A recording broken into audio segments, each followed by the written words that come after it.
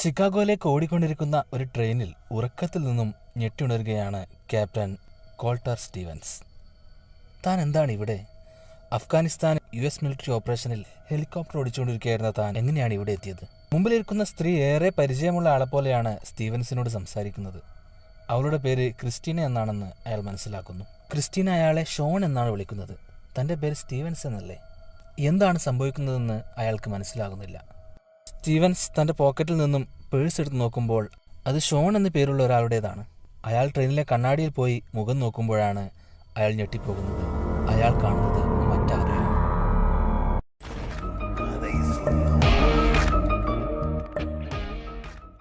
എന്താണ് സംഭവിക്കുന്നതെന്ന് അയാൾക്ക് മനസ്സിലാകുന്നുമില്ല. തന്നെ പരിചയമുണ്ടെന്ന് തോന്നുന്ന ക്രിസ്റ്റീനയോട് എന്താണ് സംഭവിക്കുന്നതെന്ന് ചോദിക്കുന്നതിനിടയിൽ തന്നെ ട്രെയിൻ ഒരു സ്ഫോടനത്തിൽ പൊട്ടിത്തെറിക്കുന്നു. എല്ലാവരും മരിക്കുന്നു. സ്റ്റീവൻസ് കണ്ണു തുറന്ന് നോക്കുമ്പോൾ കാണുന്നത് അയാൾ ഇരുട്ടു നിറഞ്ഞ ഒരു ചെറിയ ക്യാപ്സ്യൂളിനകത്താണ്. അയാൾക്ക് മുമ്പിൽ ഒരു മോണിറ്ററും കാണാം. ആ മോണിറ്ററിൽ ഒരു സ്ത്രീയെയും കാണുന്നുണ്ട്. അഫ്ഗാനിസ്ഥാനിൽ മിഷനിലുള്ള താൻ എന്താണ് ഇവിടെയെന്നും എന്താണ് ഈ സംഭവിക്കുന്നതെല്ലാം അയാൾ ചോദിച്ചുകൊണ്ടേയിരിക്കുന്നു. ക്യാപ്റ്റൻ, നിങ്ങൾ ബോംബ് വെച്ച അയാളെ കണ്ടെത്തിയോ എന്നാണ് ആ സ്ത്രീ ചോദിക്കുന്നത്. എനിക്കറിയില്ല എന്താണ് ഇവിടെ സംഭവിക്കുന്നതെന്ന് സ്റ്റീവൻസ് പറഞ്ഞുകൊണ്ടേയിരുന്നു. ഒന്നുകൂടി പോയി നോക്കൂ, നിങ്ങൾക്ക് 8 മിനിറ്റ് ഉണ്ടെന്ന് ആ സ്ത്രീ പറയുന്നു.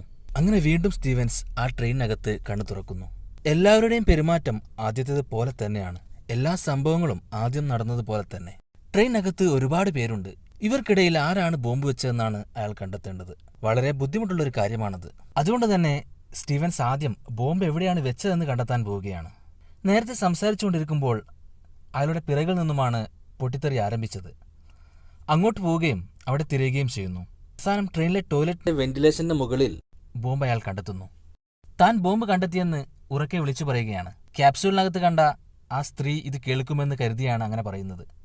പക്ഷെ ആരും അത് കേൾക്കുന്നുണ്ടായിരുന്നില്ല. ബോംബ് ട്രിഗർ ചെയ്യാൻ ഉപയോഗിച്ചിരിക്കുന്നത് ഒരു മൊബൈൽ ഫോണാണെന്ന് സ്റ്റീവൻസ് കണ്ടെത്തുന്നുണ്ട്. അയാൾ പെട്ടെന്ന് തന്നെ പുറത്തേക്കിറങ്ങുകയും താനൊരു ഓഫീസറാണെന്ന് എല്ലാവരോടും പറയുകയും എല്ലാവരും മൊബൈൽ ഫോണും ലാപ്ടോപ്പും ഉപയോഗിക്കുന്നത് നിർത്താനും പറയുന്നു. പക്ഷേ 8 മിനിറ്റ് പൂർത്തിയായിരുന്നു. വീണ്ടും ആ സ്ഫോടനം നടക്കുന്നു.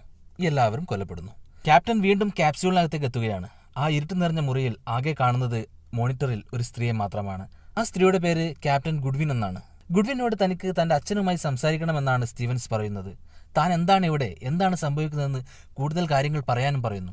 ഇത് കേട്ട് ഗുഡ്വിൻ തന്റെ ബോസായ ഡോക്ടർ റൂട്ട് ലെഡ്ജിനോട് ഇയാളോട് കൂടുതൽ കാര്യങ്ങൾ പറയാമല്ലേ എന്ന് പറയുന്നു. ഇന്ന് രാവിലെ ചിക്കാഗോയിലേക്ക് പോവുകയായിരുന്ന ഒരു ട്രെയിനിൽ ബോംബ് സ്ഫോടനം നടക്കുകയും അതിലെ എല്ലാവരും കൊല്ലപ്പെടുകയും ചെയ്യുന്നു. അതിൽ കൊല്ലപ്പെട്ട മനുഷ്യന്മാരുടെ അവസാനത്തെ 8 മിനിറ്റിലെ ഓർമ്മകൾ അവരുടെ തലച്ചോറിൽ നിന്നും പോസ്റ്റ്മോർട്ടം ചെയ്യുന്ന സമയത്ത് ശേഖരിക്കുകയും അത് വെച്ചുകൊണ്ട് ഒരു വെർച്വൽ വേൾഡ് ഉണ്ടാക്കുകയുമാണ് ചെയ്യുന്നത്. ആ സോഫ്റ്റ്വെയറിന് സോഴ്സ് കോഡ് എന്നാണ് പറയുന്നത്. ചിക്കാഗോ നഗരം മുഴുവനായി തകർക്കാനാണ് അയാളുടെ അടുത്ത പദ്ധതിയെന്ന് അയാളെ കണ്ടെത്താനും അടുത്ത സ്ഫോടനം ഇല്ലാതാക്കാനുമാണ് നിങ്ങളെ ആ വെർച്വൽ വേൾഡിലേക്ക് കണക്ട് ചെയ്യുന്നത്. പക്ഷേ സ്റ്റീവൻസിന് കാര്യമായി ഒന്നും മനസ്സിലാകുന്നില്ല എന്താണ് സംഭവിക്കുന്നതെന്ന്. എങ്ങനെയാണ് താൻ ഈ മിഷനിൽ സെലക്ട് ചെയ്യപ്പെട്ടതെന്നോ എപ്പോഴാണ് താൻ ഈ ക്യാപ്സ്യൂളിനകത്ത് കയറിയതെന്നോ ഒന്നും തന്നെ സ്റ്റീവൻസിന് ഓർമ്മയില്ല. സ്റ്റീവൻസിന് ആകെ ഓർമ്മയുള്ളത് അഫ്ഗാനിസ്ഥാനിൽ ഹെലികോപ്റ്റർ ഓടിച്ചുകൊണ്ടിരിക്കുകയായിരുന്നു അതുവരെ മാത്രമാണ്. അയാൾക്കറിയേണ്ടത് താൻ എങ്ങനെയാണ് ഇവിടെ എത്തിയതെന്നാണ്. പക്ഷേ ഗുഡ്വിൻ അറിയേണ്ടത് ആ ട്രെയിനകത്ത് ബോംബ് വെച്ചയാളെയാണ്. അയാളെ കണ്ടെത്തിക്കൊണ്ട് നടക്കാനിരിക്കുന്ന ആ വലിയ സ്ഫോടനം അവർക്കില്ലാതാക്കണം. വീണ്ടും സ്റ്റീവൻസിനെ ട്രെയിനിലേക്ക് അയക്കുന്നു. ഇപ്രാവശ്യം അയാൾ ചിക്കാഗോ സ്റ്റേഷനിൽ എത്തുന്നതിന് മുമ്പുള്ള സ്റ്റേഷനിൽ ഒരാളുടെ കൂടെ ഇറങ്ങുന്നു. അയാളാണ് ബോംബ് വെച്ചതെന്ന് സംശയമുള്ളതുകൊണ്ടാണ്. തൻ്റെ കൂടെയുള്ള ക്രിസ്റ്റീനയും സ്റ്റീവൻസ് കൂട്ടുന്നുണ്ട്. അങ്ങനെ സംശയം തോന്നിയ ആളെ അയാൾ ഫോളോ ചെയ്യുകയും അയാളുമായി തർക്കിക്കുകയും ചെയ്യുന്നു. തർക്കിച്ചുകൊണ്ടിരിക്കുന്നതിനിടയിൽ അവർ തമ്മിൽ അടിപിടിയാവുകയും സ്റ്റീവൻസ് ആ റെയിൽവേ ട്രാക്കിലേക്ക് വീഴുകയും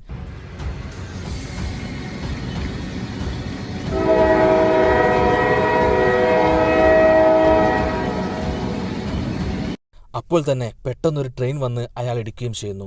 സ്റ്റീവൻസ് അവിടെ മരിക്കുന്നു. സ്റ്റീവൻസ് വീണ്ടും ക്യാപ്സ്യൂളിനകത്തേക്ക് എത്തുകയാണ്. ഈ സമയത്ത് ട്രെയിൻ അപകടത്തിൽ നിന്നും ക്രിസ്റ്റീന എന്ന സ്ത്രീയെ താൻ രക്ഷിച്ചിട്ടുണ്ടെന്ന് സ്റ്റീവൻസ് ഗുഡ്വിനോട് പറയുന്നു. ക്രിസ്റ്റീനയുടെ പേര് സ്റ്റീവൻസ് പറഞ്ഞു കൊടുക്കുന്നു. ക്രിസ്റ്റീനയും ആ അപകടത്തിൽ മരിച്ചുപോയെന്നാണ് ഗുഡ്വിൻ പറയുന്നത്. കഴിഞ്ഞ കാര്യങ്ങളൊന്നും നിങ്ങൾക്ക് മാറ്റാനാവില്ല, ഇത് ടൈം ട്രാവലൊന്നുമല്ല എന്നും പറയുന്നുണ്ട്. തനിക്ക് അച്ഛനോട് സംസാരിക്കണമെന്നയാൾ വാശി പിടിക്കുകയാണ്. ഇപ്പോൾ പറ്റില്ല, ഈ പ്രൊജക്റ്റ് കഴിഞ്ഞാൽ സംസാരിപ്പിക്കാം എന്ന് പറയുന്നു. 2 കാര്യങ്ങളാണ് ശരിക്കും സ്റ്റീവൻസിന് കണ്ടെത്തേണ്ടത്. ഈ പ്രൊജക്റ്റിൽ തനിക്ക് തന്നിരിക്കുന്ന മിഷൻ ബോംബറെ കണ്ടെത്തുക, അതുപോലെ തന്നെ താൻ എങ്ങനെയാണ് ഇവിടെ എത്തിയതെന്നും കണ്ടെത്തുക. അയാളെ വീണ്ടും ട്രെയിനകത്തേക്ക് അയക്കുകയാണ്.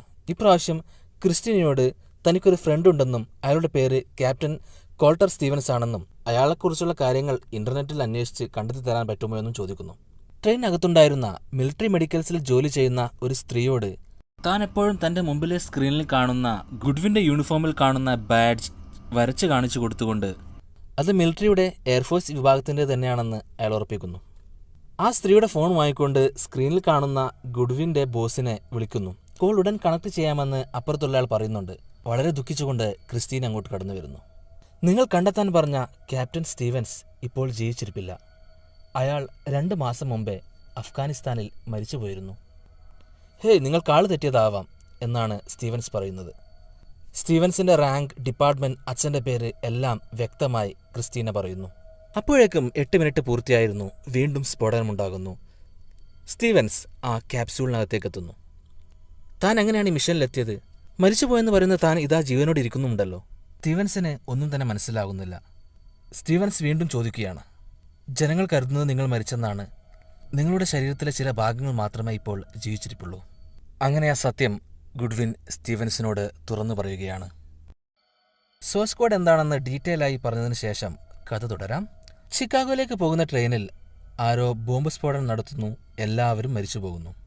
മിലിറ്ററി കിട്ടിയ ഇൻഫർമേഷൻ പ്രകാരം അയാൾ ചിക്കാഗോ നഗരത്തിൽ അടുത്ത ബ്ലാസ്റ്റ് നടത്താൻ പോവുകയാണ്. അത് തടയണമെങ്കിൽ ട്രെയിനിൽ ബോംബ് വെച്ച ആളെ കണ്ടെത്തണം. ക്യാപ്റ്റൻ കോൾട്ടർ സ്റ്റീവൻസ് US മിലിറ്ററിയിലെ ഒരു പൈലറ്റാണ്. അഫ്ഗാനിസ്ഥാനിലെ ഒരു മിഷനിൽ പങ്കെടുക്കുമ്പോൾ അയാൾക്ക് എന്തോ സംഭവിക്കുന്നു. അയാളുടെ ശരീരത്തിലെ ചില ഭാഗങ്ങൾ മാത്രം ബാക്കിയാകുന്നു. അയാൾ മരിച്ചതായി പുറം ലോകത്തെ അറിയിക്കുന്നു. CAOC എന്നിലെ ശാസ്ത്രജ്ഞന്മാർ അയാളുടെ തലച്ചോർ മാത്രം ജീവനോടെ നിലനിർത്തുകയാണ്. അതിനുശേഷം അയാളുടെ തലച്ചോറിനെയാണ് സോഴ്സ് കോഡ് എന്ന സോഫ്റ്റ്വെയറുമായി കണക്ട് ചെയ്യുന്നത്. 2 മാസമായി സോഴ്സ് കോഡിൽ ക്യാപ്റ്റൻ കോൾട്ടർ സ്റ്റീവൻസിന്റെ തലച്ചോർ കണക്ട് ചെയ്യാൻ അവർ ശ്രമിച്ചുകൊണ്ടിരിക്കുകയാണ്. സോഴ്സ് കോഡ് ഉണ്ടാക്കിയ ആൾ ക്യാപ്റ്റൻ റൂട്ട്ലെഡ്ജ് ആണ്. സോഴ്സ് കോഡ് എന്നത് ഈ സിനിമയിലെ ഒരു സയൻസ് ഫിക്ഷൻ തിയറിയാണ്. അയാൾ മരിച്ചു കഴിഞ്ഞാൽ പോസ്റ്റ്മോർട്ടം ചെയ്യുന്ന സമയത്ത് അയാളുടെ തലച്ചോറിൽ മുമ്പത്തെ 8 മിനിറ്റിലെ ഓർമ്മകൾ ശേഷിക്കുന്നുണ്ടാവും. സ്ഫോടനത്തിൽ മരിച്ച എല്ലാവരുടെയും 8 മിനിറ്റിലെ ഓർമ്മകൾ ശേഖരിക്കുകയും അത് വെച്ചുകൊണ്ട് ഒരു വെർച്വൽ വേൾഡ് ഉണ്ടാക്കുകയുമാണ് ചെയ്യുന്നത്. അതായത് ട്രെയിനകത്ത് കൊല്ലപ്പെട്ടിരിക്കുന്ന എല്ലാവരുടെയും 8 മിനിറ്റിലെ ഓർമ്മകൾ വെച്ചുകൊണ്ടൊരു ലോകം. ആ ലോകത്തേക്ക് ഒരാളെ അയച്ചുകൊണ്ട് ആരാണ് ബോംബ് വെച്ചിരിക്കുന്നതെന്ന് കണ്ടെത്താൻ ശ്രമിക്കുകയാണ്. അങ്ങനെ എല്ലാവരെയും ആ ലോകത്തേക്ക് അയക്കാൻ സാധിക്കില്ല. ആ ശേഖരിച്ച ഓർമ്മകളിൽ ശരീരപ്രകൃതി ഒരുപോലെയുള്ള മറ്റൊരാളുടെ തലച്ചോറിനെ അങ്ങോട്ട് കണക്ട് ചെയ്യാൻ സാധിക്കും. അങ്ങനെ ട്രെയിനിൽ കൊല്ലപ്പെട്ട ഷോൺ എന്ന പേരുള്ള ഒരു ടീച്ചറുടെ ശരീരപ്രകൃതിയുമായി ഒത്തുവരുന്നതാണ് ക്യാപ്റ്റൻ കോൾട്ടർ സ്റ്റീവൻസിന്റെ ശരീരം. ഷോണിന്റെ ചിന്തകൾക്ക് പകരം അതിലേക്ക് സ്റ്റീവൻസിനെ അവർ കടത്തിവിടുകയാണ് ചെയ്യുന്നത്. 8 മിനിറ്റ് കഴിയുമ്പോൾ സ്റ്റീവൻസ് ആ ലോകത്തുനിന്നും ഡിസ്കണക്ട് ആവുകയും ചെയ്യുന്നു. തലച്ചോറ് മാത്രം അവശേഷിക്കുന്ന സ്റ്റീവൻസിനെ എങ്ങനെയാണ് ആ ക്യാപ്സ്യൂളിനകത്ത് നമുക്ക് കാണാൻ കഴിയുന്നത്? ശരിയായ ലോകത്ത് അയാൾ ശരിക്കും ഒരു ജീവശവം മാത്രമാണ്. തലച്ചോറും ചില ഭാഗങ്ങൾ മാത്രമാണ് ബാക്കിയുള്ളത്. സോഴ്സ് കോഡുമായി തലച്ചോർ കണക്ട് ചെയ്യുകയാണ് ചെയ്യുന്നത്. നമ്മുടെ മനസ്സിന് ഉത്തരം കണ്ടെത്താൻ കഴിയാത്ത വിധമുള്ള അവസ്ഥകൾ വരുമ്പോൾ മനസ്സ് ഉണ്ടാക്കിയെടുക്കുന്ന ഒരു സാങ്കല്പിക ലോകം മാത്രമാണ് ആ ക്യാപ്സ്യൂൾ. അതിനു മുമ്പിൽ ഒരു കമ്പ്യൂട്ടർ സ്ക്രീനും കാണാം. അതെല്ലാം തന്നെ അയാളുടെ ബോധ മനസ്സ് ഉണ്ടാക്കിയെടുക്കുന്ന ഒരു എൻവിറോൺമെൻറ്റ് മാത്രമാണ്. സോഫ്റ്റ്വെയറുമായി കണക്ട് ചെയ്തിരിക്കുന്നത് ശരിക്കും ഒരു വീഡിയോ ക്യാമറയാണ്. ആ വീഡിയോ ക്യാമറ വഴിയാണ് വിവരങ്ങൾ ക്യാപ്റ്റൻ്റെ തലച്ചോറിലേക്ക് എത്തുന്നത്. ഈ വീഡിയോ അയാൾ കാണുന്നത് ഒരു സ്ക്രീനിൽ കാണുന്നത് പോലെ അയാളുടെ ബോധ മനസ്സ് ഉണ്ടാക്കിയെടുക്കുന്നതാണ്. ആ TV സ്ക്രീനും ക്യാപ്സ്യൂളും എല്ലാം തന്നെ സ്റ്റീവൻസിൻ്റെ മനസ്സ് സങ്കല്പിച്ച് ഉണ്ടാക്കുന്നത് മാത്രമാണ്. ഗുഡ്വിനോടും റൂട്ട്ലെഡ്ജിനോടും സ്റ്റീവൻ സംസാരിക്കുന്നത് യഥാർത്ഥത്തിൽ അയാളുടെ ചിന്തകളെ കമ്പ്യൂട്ടർ റീഡ് ചെയ്യുകയും അത് ടെക്സ്റ്റ് മെസ്സേജായി കമ്പ്യൂട്ടർ സ്ക്രീനിൽ കാണിച്ചു കൊടുക്കുകയും മാത്രമാണ് ചെയ്യുന്നത്.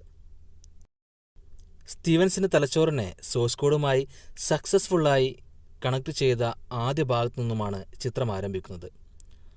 അങ്ങനെ ഈ കാര്യങ്ങളെല്ലാം ക്യാപ്റ്റൻ സ്റ്റീവൻസ് മനസ്സിലാക്കുന്നു. അപ്പോൾ തന്നെ ആ ഇടുങ്ങിയ ക്യാപ്സ്യൂൾ കുറച്ച് വിശാലമാകുന്നതും കാണാം. കാരണം അയാളുടെ സാങ്കല്പിക ലോകം കുറച്ചുകൂടി വിശാലമായിരിക്കുന്നു. നിങ്ങളുടെ സേവനം മഹത്വപൂർണ്ണമാണെന്ന് റൂട്ട്ലെഡ്ജ് സ്റ്റീവൻസിനോട് പറയുന്നു. ട്രെയിനിൽ വെച്ച് ഞാൻ നിങ്ങൾക്ക് കോൾ ചെയ്തിരുന്നു, അത് നിങ്ങൾ കിട്ടിയില്ലേ എന്ന് സ്റ്റീവൻസ് ചോദിക്കുന്നു. അത് വെർച്വൽ വേൾഡിൽ നടക്കുന്ന കാര്യങ്ങൾ മാത്രമാണെന്നും അത് വെർച്വൽ വേൾഡിലെ ഡോക്ടർ റൂട്ട്ലെഡ്ജിന് പോയിട്ടുണ്ടാവുമെന്നും എനിക്ക് കിട്ടിയില്ല എന്നും പറയുന്നു. സോഴ്സ് കോഡിനകത്തെ ലോകവും യഥാർത്ഥ ലോകവും തമ്മിൽ യാതൊരു ബന്ധവുമില്ല എന്നും അയാൾ പറയുന്നു. ഇത് രാജ്യത്തിനു വേണ്ടി സേവനം ചെയ്യാനുള്ള അവസരമാണെന്ന് റൂട്ട്ലെഡ്ജ് പറയുമ്പോൾ രാജ്യത്തിനു വേണ്ടി ഒരു പ്രാവശ്യം ജീവൻ നൽകിയാൽ പോരെ എന്ന് സ്റ്റീവൻസ് പറയുന്നു. ഇത് കേട്ട് ഡോക്ടർ റൂട്ട്ലെഡ്ജ് ഈ മിഷൻ കഴിഞ്ഞാൽ സ്റ്റീവൻസിൻ്റെ തലച്ചോറിനെ എന്നേക്കുമായി മരിക്കാൻ വിടാമെന്ന് പറയുന്നു. അതായത് തലച്ചോറ് കണക്ട് ചെയ്തിരിക്കുന്ന ലൈഫ് സപ്പോർട്ട് ഒഴിവാക്കാം, അങ്ങനെ എന്നേക്കുമായി സ്റ്റീവൻസിൻ്റെ തലച്ചോറിനെ മരിക്കാൻ വിടാമെന്ന് റൂട്ട്ലെഡ്ജ് വാക്ക് നൽകുന്നു. വീണ്ടും അവർ സ്റ്റീവൻസിൻ്റെ ചിന്തകളെ വെർച്വൽ വേൾഡുമായി കണക്ട് ചെയ്യുന്നു. ബോംബറെ കണ്ടെത്താൻ വേണ്ടി അയാൾ പരിശ്രമിക്കുന്നു, പക്ഷേ ഒന്നും തന്നെ നടക്കുന്നില്ല. അപ്പോഴാണ് ഡോക്ടർ റൂട്ട്ലെഡ്ജ് സ്റ്റീവൻസിൻ്റെ അച്ഛൻ പറഞ്ഞ ചില കാര്യങ്ങൾ സ്റ്റീവൻസിനെ കേൾപ്പിക്കുന്നത്.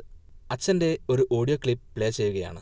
2 മാസങ്ങൾക്ക് മുമ്പേ സ്റ്റീവൻസ് മരിച്ചുപോയ കാര്യം അച്ഛനെ അറിയിച്ചിട്ടുണ്ട്. തൻ്റെ മകൻ്റെ ജീവത്യാഗത്തിൽ അച്ഛൻ അഭിമാനം കൊള്ളുന്നു എന്ന് പറയുന്നത് സ്റ്റീവൻസ് കേൾക്കുന്നു.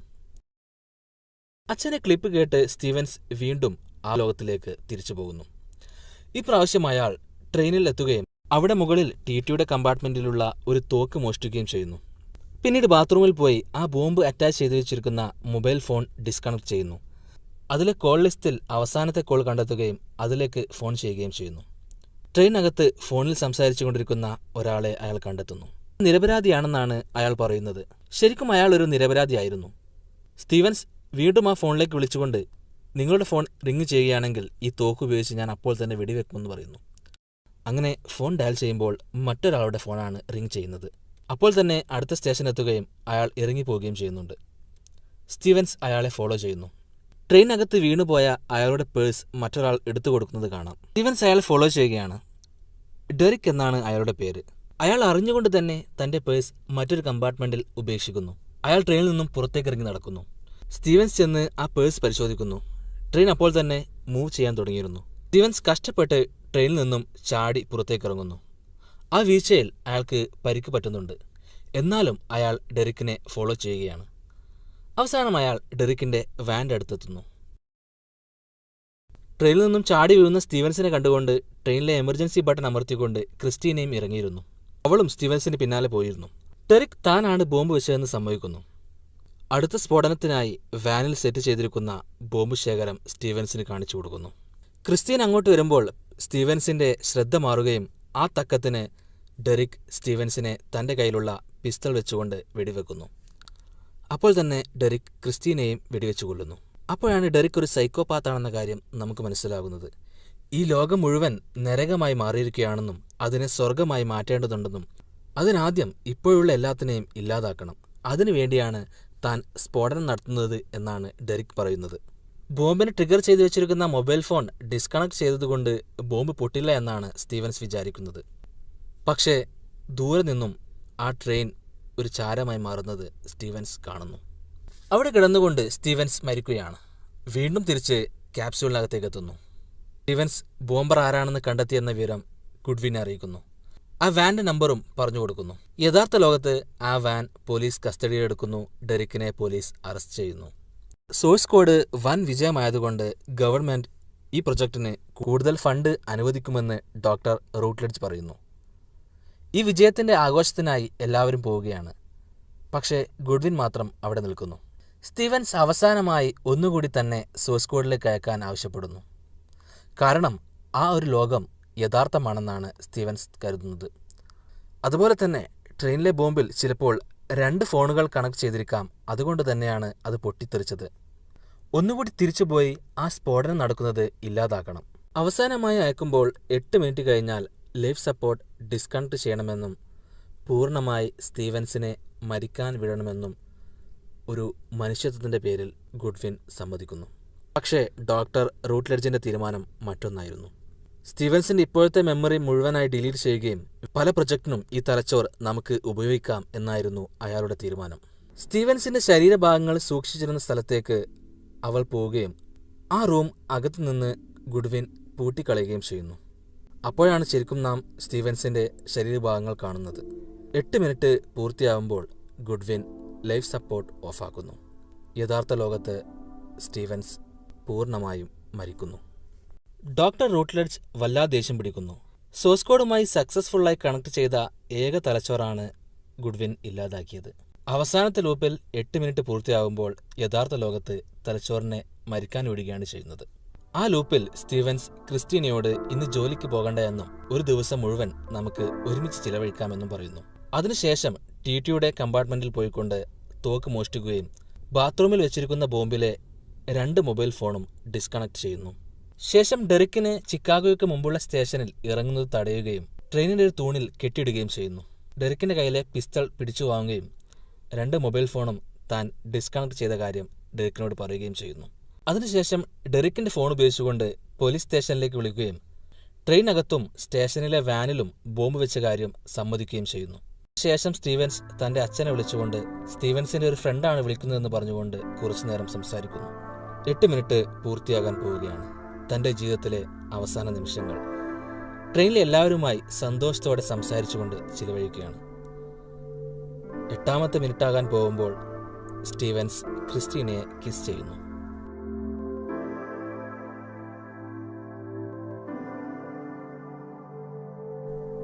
മിനിറ്റിൽ സ്ഫോടനം നടക്കുന്നില്ല. ആ ലോകവും അവസാനിക്കുന്നില്ല. അപ്പോഴാണ് അവർക്ക് മനസ്സിലാകുന്നത് സോഴ്സ് കോഡ് മറ്റൊരു ലോകം സൃഷ്ടിച്ചിരിക്കുകയാണ്. എല്ലാ ലൂപ്പിലെയും പോലെ ആ ലൂപ്പ് അവസാനിക്കുന്നില്ല. ലൂപ്പിലുള്ള എല്ലാവരും മരിച്ചു പോകുന്നത് കൊണ്ടോ അതോ ഷോണിൻ്റെ ശരീരത്തിലുള്ള സ്റ്റീവൻസ് മരിച്ചു പോകുന്നത് കൊണ്ടോ ആവാം ബാക്കിയുള്ള ലൂപ്പെല്ലാം അവസാനിക്കുന്നത്. അവസാനത്തെ ലൂപ്പിലെ ലോകം 8 മിനിറ്റ് കഴിഞ്ഞിട്ടും അവസാനിക്കുന്നില്ല. ആ ലോകം എന്നേക്കുമായി തുടരുകയാണ്. ഷോണിൻ്റെ ശരീരത്തിൽ സ്റ്റീവൻ്റെ മനസ്സോടെ അയാൾ ജീവിതം മുന്നോട്ട് കൊണ്ടുപോവുകയാണ്. ഈ സോഴ്സ് കോഡ് ഉണ്ടാക്കിയ പാരലൽ വേൾഡിലെ സ്റ്റീവൻസ് ആ വേൾഡിലെ ഗുഡ്വിന് ഒരു ഇമെയിൽ അയക്കുന്നു. ഇന്ന് നടക്കാൻ പോകുന്ന 2 ബോംബ് സ്ഫോടനങ്ങൾ വിഫലമാക്കിയിരിക്കുന്ന കാര്യമാണ് മെയിലിൽ പറയുന്നത്. അത് ഞാനും നിങ്ങളും കൂടി ചെയ്തതാണെന്ന് ഗുഡ്വിനോട് സ്റ്റീവൻസ് പറയുന്നു. ഗുഡ്വിൻ അത് സത്യമാണെന്ന് വാർത്തകളിൽ നിന്നും മനസ്സിലാക്കുന്നു. നിങ്ങൾ വിചാരിക്കുന്ന പോലെ സോഴ്സ് കോഡ് വെറും 8 മിനിറ്റേക്ക് മാത്രമല്ല എന്നും അത് മറ്റൊരു ലോകം തന്നെ സൃഷ്ടിക്കുകയാണെന്ന കാര്യം മെയിലിൽ പറയുന്നു. അതായത് ആ പാരലൽ വേൾഡിൽ സോഴ്സ് കോഡ് ഇതുവരെയായിട്ടും ഉപയോഗിച്ചിട്ടില്ല. സോഴ്സ് കോഡിന് ഉപയോഗിക്കാൻ വേണ്ടി അവിടെ സ്റ്റീവൻസ് എന്നയാളുടെ ശരീരം നിങ്ങൾ വെച്ചിട്ടില്ലേ? അയാളെ സോഴ്സ് കോഡിലേക്ക് അയക്കുന്ന സമയത്ത് അയാൾക്ക് നിങ്ങൾ ധൈര്യം നൽകണം, അയാളോട് പേടിക്കരുത് എന്ന് പറയണമെന്നും ആ മെയിലിൽ പറയുന്നു. ഈ സംഭവങ്ങളെല്ലാം നടക്കുന്നത് സോഴ്സ് കോഡിനകത്തുള്ള ആ പാരലൽ വേൾഡിലാണ്. യഥാർത്ഥ ലോകത്ത് മറ്റൊന്നാണ് സംഭവിച്ചിരിക്കുന്നത്. സോഴ്സ് കോഡ് ഉപയോഗിക്കുന്ന സമയത്തെല്ലാം ഓരോ ലോകങ്ങളാണ് ഉണ്ടായി വരുന്നത്. നാം ഈ കാണുന്ന കാര്യങ്ങളെല്ലാം തന്നെ സോഴ്സ് കോഡിനകത്തുള്ള മറ്റൊരു ലോകമാണെന്ന് ചിന്തിക്കുന്നവരുമുണ്ട്. ചിലപ്പോൾ സോഴ്സ് കോഡിനകത്തുള്ള ഓരോ ലൂപ്പുകളും ഓരോ ലോകമായി മാറുന്നുണ്ടാവാം. അല്ലെങ്കിൽ കണക്ട് ചെയ്യാൻ ഉപയോഗിച്ചിരിക്കുന്ന ആൾ ആ ലോകത്ത് മരിക്കാതിരിക്കുമ്പോൾ മാത്രം ആ ലോകം എന്നേക്കുമായി തുടരുന്നതാവാം. എന്താണ് ഈ പാരലൽ വേൾഡ് എന്നും ടാൻജന്റ് യൂണിവേഴ്സ് എന്നും അറിയാൻ ഡോണി ഡാർക്കോ എന്ന ചിത്രവുമായി ബന്ധപ്പെട്ട് ഞങ്ങൾ ചെയ്ത വീഡിയോ കാണാവുന്നതാണ്. കൂടുതൽ സിനിമാ വിശേഷങ്ങളുമായി വീണ്ടും വരാം. പീസ്.